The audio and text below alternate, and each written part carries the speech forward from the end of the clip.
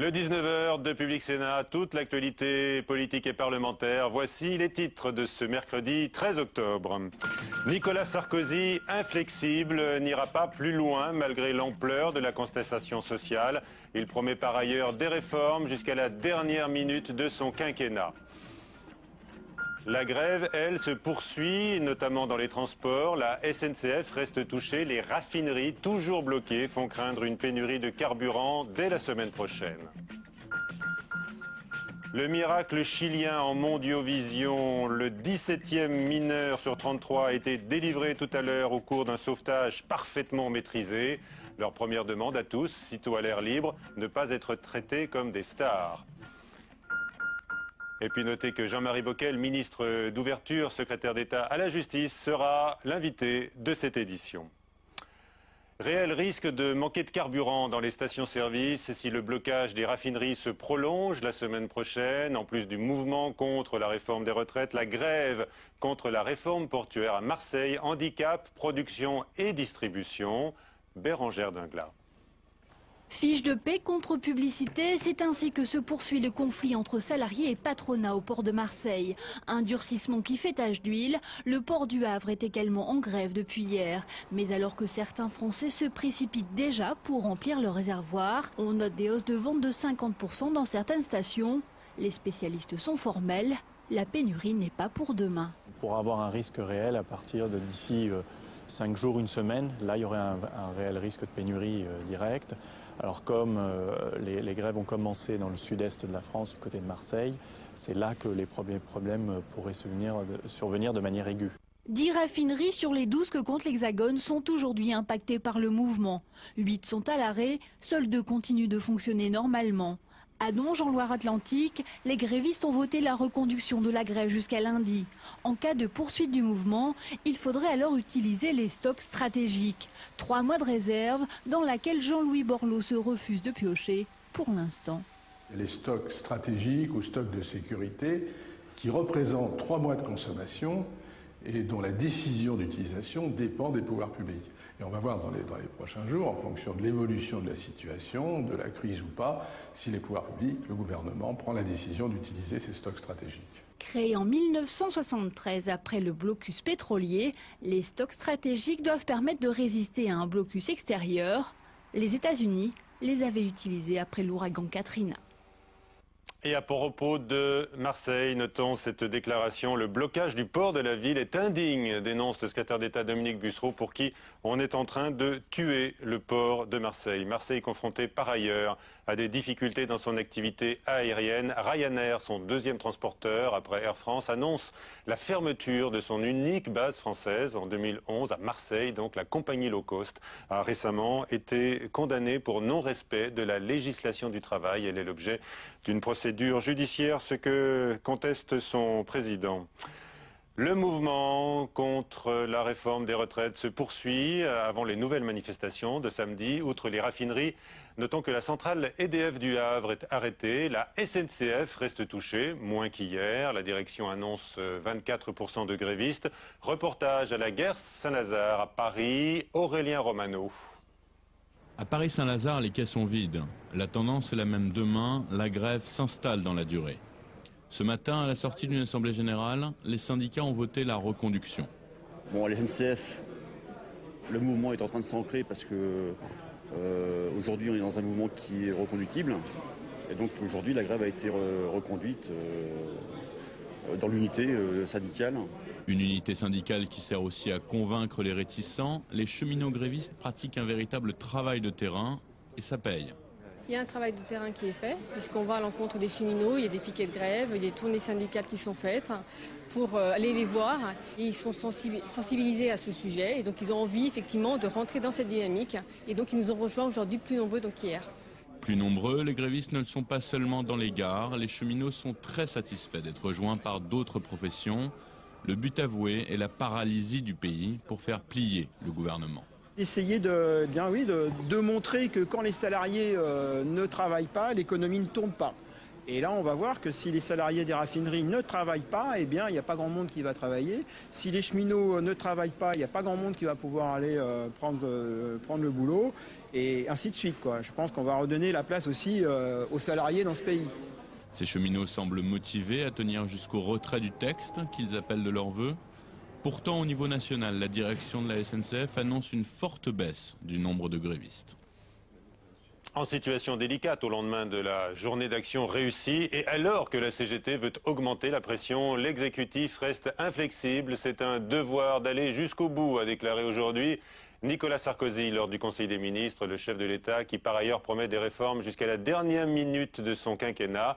Bonsoir Emmanuel Kessler. Bonsoir Michel. Ces propos tenus devant des députés du Nouveau Centre aujourd'hui semblent en rupture avec une affirmation récente du chef de l'État. Oui, souvenez-vous, c'était entre les deux tours des régionales en mars dernier. Ça s'annonçait mal pour la droite et les élus UMP dénonçaient une avalanche de réformes mal digérées. Alors Nicolas Sarkozy avait temporisé dans une interview au Figaro Magazine, très commentée à l'époque, en disant « Au second semestre 2011, le gouvernement marquera une pause ». Eh bien, confronté aux propos d'aujourd'hui, la phrase résonne maintenant comme un virage à 180 degrés. Nicolas Sarkozy montre une nouvelle fois qu'il s'adapte aux circonstances, quitte à se contredire. Et face au risque de crise sociale, le chef de l'État veut surtout montrer que la page pour lui est maintenant tournée. La réforme des retraites s'appliquera, se fera, quelle que soit la mobilisation qui donc serait inutile. C'est le message qui est envoyé. La deuxième raison de ce revirement tient au fait que Nicolas Sarkozy espère rebondir en jouant sur ce qui reste malgré tout son point fort aux yeux de l'opinion, l'action, l'énergie, la capacité de faire bouger les choses. Et les thèmes des réformes qu'il met sur la table ne sont pas choisis au hasard. La fiscalité, la justice, ça c'est pour garder la maîtrise de débats très passionnels, mais jusqu'au dernier moment, garder la maîtrise de l'agenda des débats politiques et donc couper d'une certaine façon l'herbe sous le pied à la gauche. Et puis il évoque aussi la gouvernance mondiale et on sait que Nicolas Sarkozy promet d'être très à l'offensive sur ce thème lors de sa présidence du G20. On lui reconnaît un certain savoir-faire depuis la manière dont il a géré la crise financière de 2008. Passer à autre chose. C'est donc la stratégie du président de la République, mais cette sorte de fuite en avant n'apaisera pas forcément un terrain social à vif et sur lequel, de toute façon, l'épisode des retraites laissera des traces profondes. Merci Emmanuel. Alors la réforme des retraites, est-ce un gain pour 2012 ou un risque de boomerang pour le chef de l'État? On posera la question dans un instant à notre invité Jean-Marie Bockel. Notez également que Nicolas Sarkozy aujourd'hui a dénoncé l'appel à manifester de Ségolène Royal en direction des jeunes. Elle avait insisté de façon très pacifique d'ailleurs ce soir. Elle dément avoir jamais parlé d'appel aux jeunes à manifester dans la rue. Un échange sur cette question aujourd'hui au Sénat, sur la participation des jeunes aux manifs. Vous stigmatisez les jeunes de ce pays pour mettre de l'huile sur le feu, a lancé le socialiste David Assouline. Vous jouez au pompier pyromane, a rétorqué le ministre du Travail Éric Woerth lors du débat sur le projet de loi sur les retraites. Notez que l'ancien ministre du Budget, Alain Lambert, quitte le Sénat. Il a été nommé aujourd'hui au Conseil des ministres à la Cour des comptes, institution qui lui permettra, estime-t-il, de mieux poursuivre sa tâche puisqu'il est engagé depuis de nombreuses années dans le redressement des finances publiques. La suite du 19h, donc avec notre premier invité, le secrétaire d'État à la justice.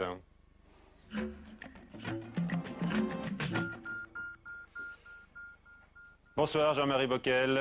Bonsoir. Vous réunissez demain à Paris les assises de la délinquance juvénile. On va en parler d'abord. De la prévention de la délinquance. Prévention, oui, la prévention. Voilà, le volet prévention, alors qu'on parle beaucoup de répression au gouvernement notamment, mais vous allez pouvoir vous expliquer dans un instant. D'abord, les tensions sociales et politiques autour des retraites. Vous, le ministre d'ouverture, est-ce que vous plaidez pour des ouvertures pour sortir du blocage actuel? L'homme de gauche que je suis, et qui est resté très en phase et très en contact avec la gauche européenne, qui a su, tenant compte de la situation particulière de chaque pays, réformer son système de retraite, prendre en compte la démographie, est totalement solidaire de ce qu'a dit le président de la République ce matin au Conseil des ministres. Nous avons, à la gauche moderne, été associés par Éric Woerth au travail préparatoire. Nous avons donné des idées sur la question de la pénibilité, sur des perspectives, pour que cette réforme non seulement soit juste, mais que, au fil des années et des décennies, elle puisse continuer à prendre en compte les nouvelles réalités de notre société. Je veux dire, au fond, cette réforme, c'est le point de départ d'un processus. C'est pas la réforme pour les 50 ans à venir, mais c'est la réforme qu'il faut faire aujourd'hui et qui est le point de départ d'un processus d'adaptation avec tout de même un élément essentiel qui est la solidarité, car je vous le rappelle, sauver le système retraite par répartition, c'est une démarche de solidarité. Quand on a 700 000 nouveaux retraités qui arrivent à la retraite chaque année, comprenez que c'est aujourd'hui qu'il faut faire cette retraite. Alors évidemment, on est au début du processus. Moi, je ne veux pas une retraite au rabais. Moi, je ne veux pas que la contrepartie d'un refus de la réforme que nous proposons soit de diminuer les prestations, à commencer par les plus modestes. Je ne veux pas non plus de l'autre côté, car notre économie qui se redresse maintenant tout de même tout doucement et avec une certaine vigueur, ne subisse des prélèvements qui seraient beaucoup plus important de l'autre côté. Donc comment voulez-vous... Mais en plus, je vois ce qu'ont fait tous les partis socialistes en Europe, que je connais, qui continuent d'ailleurs, eux, à me considérer comme un de leurs proches, et qui ont fait ce travail. Ils l'ont fait à leur manière, ils s'y sont parfois pris plus tôt. Ça, je reconnais que la tâche du président de la République et du gouvernement n'est pas facile, parce que enfin, on l'a fait, cette réforme. Alors, il y a eu quelques étapes précédentes, c'est d'ailleurs jamais mes anciens amis socialistes qui les ont portées, ils ont toujours quelques années après dit, ben oui, c'est ce qu'il fallait faire, n'allons pas plus loin. Donc comment voulez-vous, je dirais en conscience, ne pas être solidaire de cette réforme? Par exemple, normal, attendez, je vais vous poser une question, Jean-Marie Bockel. Est-ce que par exemple, vous qui présidez la gauche moderne, vous trouvez normal que les salariés, certains salariés parmi les plus modestes, pourraient devoir travailler 44 ans, voire plus, avant de toucher leur retraite? Si vous voulez, cette réforme, non, mais cette réforme prend en compte les salariés, et moi j'en connais, y compris dans ma ville, qui ont commencé à travailler avant 18 ans. Donc il y a déjà une prise en compte. Aujourd'hui déjà, il y a des gens qui partent à la retraite parce que tout le monde ne veut pas partir tôt ou même à 60 ans. Et j'en connais personnellement, y compris dans ma ville à des niveaux modestes, des employés de niveau C, qui font 44, 45 ans. Je veux dire, je voudrais aussi, si vous voulez, après, toutes les situations doivent être prises en compte, bien entendu. Mais voyez-vous, ce genre de questions, comme certains interviews que j'écoutais sur les télévisions hier soir après la manifestation, me laissaient parfois entendre que finalement, travailler, au fond, ce n'est pas vraiment une valeur positive. Avoir la chance de pouvoir travailler, alors évidemment, il y a des travaux plus difficiles, il y a des travaux... Bon, il y a une grande diversité de situations. Moi, je trouve normal qu'on prenne en considération, et on le fait, toute une série de situations particulières, y compris celle des femmes, qui n'est pas marginale. Ça concerne quand même... Est-ce que vous pensez que cette loi, qui sera donc immanquablement votée dans quelques jours par le Sénat, la semaine prochaine sans doute, sera donc pour Nicolas Sarkozy un atout en 2012, ou est-ce que ça risque d'être un boomerang? Je pose la question. Je pense... Bon. Je ne vais pas tenir la langue de bois. Non, nous savons que c'est difficile. Nous savons qu'il y a chez un certain nombre de nos concitoyens de l'inquiétude pour l'avenir, le leur, celui de leurs enfants. Pour Nicolas Sarkozy, en 2012. Attendez, nous avons un gros travail de pédagogie à partir de cette réforme, y compris en direction des jeunes.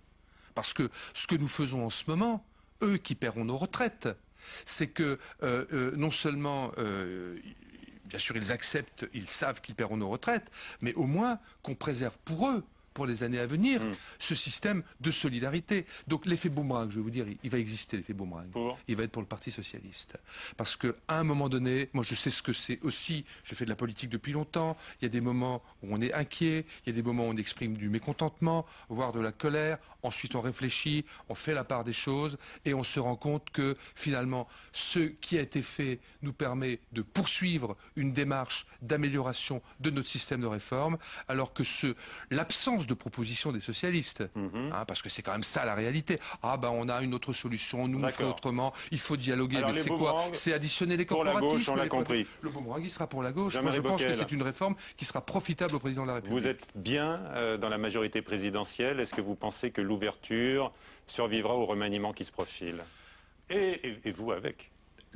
S'agissant de l'ouverture, bien sûr qu'on est dans une nouvelle étape. L'ouverture versus 2007, avec un certain nombre de personnalités, c'est une page qui se tourne, qui a apporté quelque chose. Moi, je suis fier d'avoir été partie prenante de cette démarche. Aujourd'hui, l'ouverture prend un autre sens. Il se trouve qu'il y a 3 ans, j'ai peut-être eu un petit peu le sentiment qu'à un moment donné, il faudrait aller vers une démarche politique. C'est pour ça que j'ai créé la gauche moderne. Et aujourd'hui, l'idée qui est une aile gauche de la majorité, à côté d'un pôle centriste, d'ailleurs, nous dialoguons les uns avec les autres, qui constitue pour le 2e tour de la présidentielle un marqueur. Parce qu'il y a le premier tour qu'il faut gagner, il faut être en tête, il faut rassembler son camp, il faut revenir sur un certain nombre de fondamentaux, je le comprends, mais ensuite il faut gagner le 2e tour. Et là, la gauche moderne qui fait le travail, qui apporte ses idées, qui symbolise la réforme juste et qui fait preuve de loyauté également, y compris dans les moments plus difficiles. À toute sa place. À toute sa place. En ce qui me concerne, ça dépendra évidemment du président de la République. Mais mon adhésion à la majorité et le fait que je sois à l'aise au sein de la majorité n'est pas lié à mon sort personnel. D'accord. Écoutez ce que dit à ce sujet l'ouverture Michel Labro, le directeur de la rédaction du Nouvel Observateur. L'ouverture, elle souffre d'un vice, si vous voulez, de départ. C'est pas une ouverture, c'est du débauchage pur et simple. Il y a ouverture lorsqu'on fait venir quelqu'un, à la limite, un peu comme dans le cas de Martin Hirsch, où on dit, bon, on va faire quelque chose, et là on s'engage. Ça a été le cas pour le RSA. Mais pour les autres, il n'a jamais été question de cela. Ni pour Kouchner, ni pour Bockel. Qu'est-ce qu'il a fait, si vous voulez? Je veux dire, on l'a retrouvé aux anciens combattants, à une époque où il y en a quand même plus beaucoup. Maintenant, à la justice, il espérait s'occuper des prisons. En fait, on ne sait pas très bien de quoi il s'occupe. Donc, si vous voulez, je crois que c'est une personnalité estimable. Mais on a envie de lui dire, mais qu'alliez-vous faire dans cette galère? Et qui avez-vous gagné? Michel Labro, rencontré par Sandra Cerquera, vous répondez d'un mot? Oui, très sereinement. Moi, je fais de la politique. J'ai créé un parti politique. Dire que ça a été facile tous les jours, mais la vie politique n'est pas facile tous les jours. J'inscris cette... pas d'état d'âme comme Bernard Kouchner. Non, mais attendez, je suis pas quelqu'un d'insensible, qui ne réfléchit pas, qui ne se pose pas de questions. Mais je suis dans une démarche politique.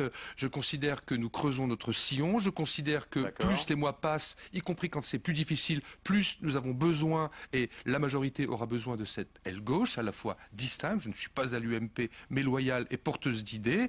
Et donc, je réponds aux journalistes du Nouvel Observateur qu'il attend de la fin de l'histoire. Alors, on va voir ce qu'en dit maintenant Gérard Longuet. Il était l'invité de Preuve par 3 tout à l'heure, à 18 h. C'est un homme fort de la majorité. Voilà ce qu'il dit de l'ouverture. Gérard Longuet. L'ouverture a été mal utilisée. Je pense que des gens comme Bernard Kouchner, comme Jean-Marie Bockel, comme Éric Besson sont des gens qui n'ont pas été utilisés suffisamment pour la part de gauche qu'il y a en eux. Si vous voulez, moi je suis un homme de droite. Mais une majorité, c'est une majorité large. Si vous voulez plus de 50% des Français, vous ne pouvez pas les faire seulement avec votre parti. Qu'il y ait une valeur ajoutée de gauche, une culture de gauche qui rejoigne le gouvernement, ça me plaisait. Ce que je pense, donc ça n'a servi à rien. Ce que je pense, c'est qu'ils n'ont pas, peut-être Madame Fadela Amara dans son secteur, avec une voix plus faible, mais je pense que cette valeur ajoutée de la gauche qui aurait pu enrichir la majorité n'a pas fonctionné. Voilà, on vous a peut-être mal utilisé et vous pourrez peut-être mieux faire demain, Jean-Marie Bockel, le chef de l'État en décidera. Non, j'entends bien ce que dit mon ami Longuet. Moi, j'ai un exemple là qui est très intéressant, c'est justement cette mission sur la prévention de la délinquance. Est-ce par hasard que le président de la République l'a confié au président de la gauche moderne? Moi, je ne le pense pas. Et là, je pense, faire valoir cette spécificité, cette valeur ajoutée à travers une thématique. Un signe de votre maintien. Je n'ai pas dit ça. Non, mais ça, je n'ai pas à le dire, si vous voulez. C'est pas à moi de dire si je serai maintenu ou pas. Je peux avoir mon opinion sur la question, mais sur l'utilité telle que proposée par Gérard Longuet, j'ai bien entendu ce qu'il a dit des gens issus de la gauche. Là, j'ai un contre-exemple, même s'il est récent. Pour le reste, ma réponse, c'est la gauche moderne, au fond, c'est une formation politique qui a trouvé sa place, qui est un vrai parti politique, avec de vrais débats, hein, même sur les sujets de société, les sujets de l'été, la question des retraites, on a eu des désaccords entre nous, des discussions comme un vrai parti. Et je pense que pour ce qui est de bien l'utiliser... On n'a pas tellement entendu votre voix dissonante. Je vous propose d'écouter là maintenant. La limite de notre voix dissonante, c'est que nous sommes d'abord d'accord sur l'essentiel et que moi je suis un ministre solidaire. Vous savez, vous connaissez la phrase de Chevènement. Hein. Un ministre, sur ces questions-là, ça ferme sa gueule ou ça démissionne. Et un ministre, c'est solidaire. Je suis solidaire, j'assume. Et entre nous, pour l'essentiel du travail engagé, j'ai pas trop de mal car je suis en phase. Donc vous réunissez des spécialistes demain pour vos assises de la prévention de la délinquance juvénile. Vous allez présenter des propositions pour que l'on ne parle pas uniquement de répression. En fait, ma réflexion sur ces questions vient de loin. J'étais maire pendant 21 ans, j'ai toujours été un maire sécuritaire de gauche, comme l'on disait à l'époque. C'est sur ces questions que je me suis rapproché d'ailleurs du ministre de l'Intérieur qui était Nicolas Sarkozy à l'époque. Mais dans les discussions que nous avions déjà à l'époque, nous étions bien au clair sur le fait qu'une politique de sécurité nécessaire, attendue par les Français, ne peut durablement réussir que si elle est étroitement articulée avec une politique de prévention de la délinquance, particulièrement des mineurs. J'ai eu cette conversation avec le président de la République au lendemain du discours de Grenoble, où d'ailleurs je l'avais accompagné le 2 août dernier, et j'ai pu vérifier dans la discussion très franche, très claire que j'ai eue avec lui, qu'il était toujours sur cette ligne. Et aujourd'hui, je pense qu'en France, et c'est le sens des assises de demain, il faut qu'on sorte de ce hiatus, de cette contradiction apparente entre les méchants sécuritaires d'un côté et les gentils acteurs de la prévention de l'autre, alors que pour moi, l'un ne va pas sans l'autre. Merci, Jean-Marie Bockel. Vous avez rappelé votre proximité avec les centristes de la majorité. Hein. Vous soutenez plutôt Jean-Louis Borloo à Matignon, pas Michel Alliot-Marie. C'est pas parce qu'il vous a fait trop de peine ou qu'elle vous étrangle. Je ne rentre pas du tout dans cette discussion, je n'ai pas à le faire. J'ai beaucoup d'estime pour le Premier ministre, avec François Fillon, avec qui j'ai une grande proximité, beaucoup de respect pour Michel Alliot-Marie, et avec Jean-Louis Borloo. Nous avons actuellement une démarche de Nous avons actuellement une démarche de rassemblement des centres, y compris le centre-gauche. Nous nous voyons régulièrement pour voir comment nous pouvons mieux travailler ensemble et apporter ainsi davantage notre valeur ajoutée à la majorité et préparer aussi le deuxième tour de l'élection. Mais pour ce qui est du Premier ministre, vous comprendrez que la décision, elle ne m'appartient pas naturellement. Jean-Marie Bockel, merci. Allez, dernière page du 19h, on revient sur le dossier des retraites, mais sous l'angle de la pénibilité.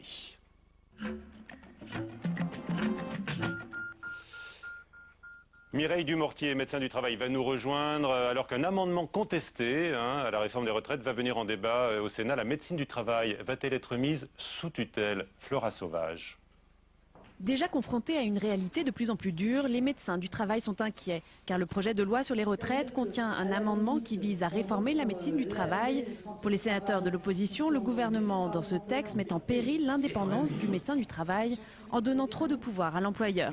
Il veut tuer la médecine du travail, appelons un chat un chat. Et il veut le faire comment? Eh bien, en rompant toute l'indépendance qu'ont les médecins, aujourd'hui encore, par rapport à l'employeur. Aujourd'hui en France, 6500 médecins du travail soumis au secret médical suivent 15 millions de salariés comme Daniel, qui exerce depuis plus de 30 ans. Pour moi, l'indépendance du médecin du travail, c'est quelque chose de capital que je revendique.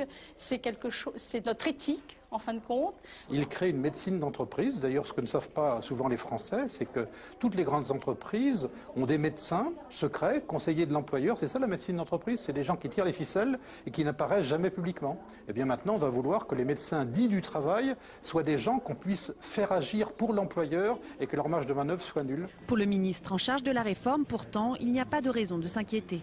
On ne comprend pas très bien ce type de réaction de la part d'un certain nombre de médecins, mais c'est peut-être une réaction très politique. La réforme de la médecine du travail était dans les tuyaux depuis plus de 2 ans et les syndicats espéraient un projet de loi spécifique. Au lieu de cela, un amendement glissé en catimini pendant l'examen du texte à l'Assemblée nationale va changer en profondeur le fonctionnement de la médecine du travail, sauf changement de dernière minute dans les prochains jours au Sénat.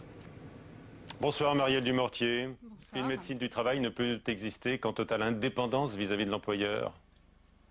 Oui, normalement oui. Comment peut-on imaginer avoir la confiance des salariés si ce n'est pas le cas?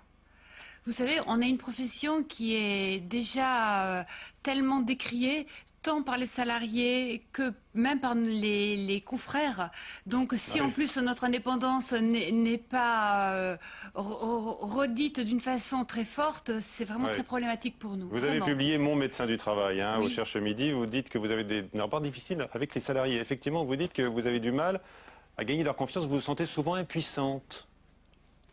Je me sens souvent impuissante, pas tant dans mes relations individuelles avec les salariés, c'est surtout dans la partie de mon travail, dans le collectif du travail. Alors, si vous voulez, le médecin du travail a une partie dans la consultation, dans l'accompagnement individuel.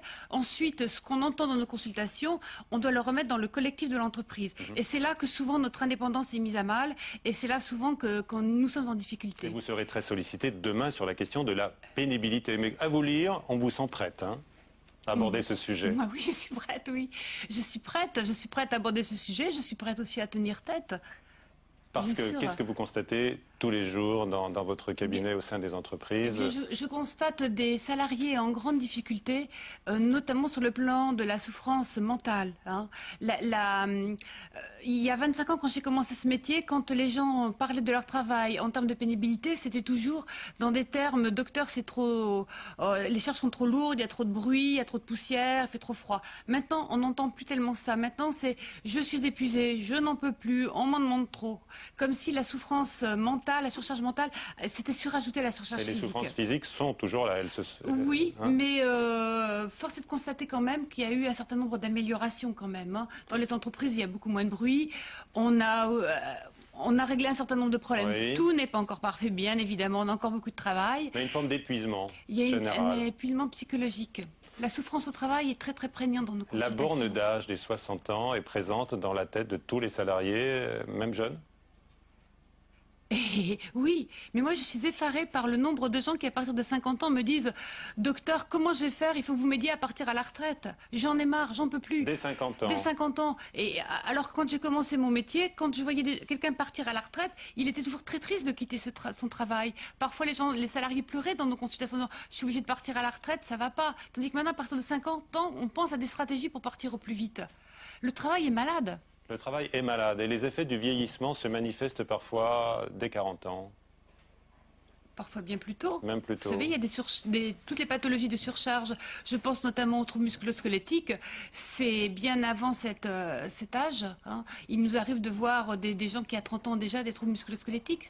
Toutes ces pathologies de surcharge sont parfois chez des sujets très jeunes. Est-ce que vous avez des solutions, des idées pour pallier tous ces problèmes que vous évoquez ce soir avec nous? Cette fatigue générale, cet épuisement? Je répète que c'est le travail qui est malade et il faut oui, soigner le travail. Comment? C'est-à-dire déjà faire travailler les gens plus tard, oui, mais leur donner des bonnes conditions de travail. Les conditions de travail dans les entreprises se sont considérablement dégradées sur le plan surtout de la santé mentale. Et il faut vraiment repenser le travail en ces termes-là. Vous savez, et vous en parlez aux employeurs, qu'est-ce que vous avez comme réponse? Vous avez un rôle d'alerte en permanence. Oui, j'ai très souvent du déni, hein, c'est-à-dire chez moi...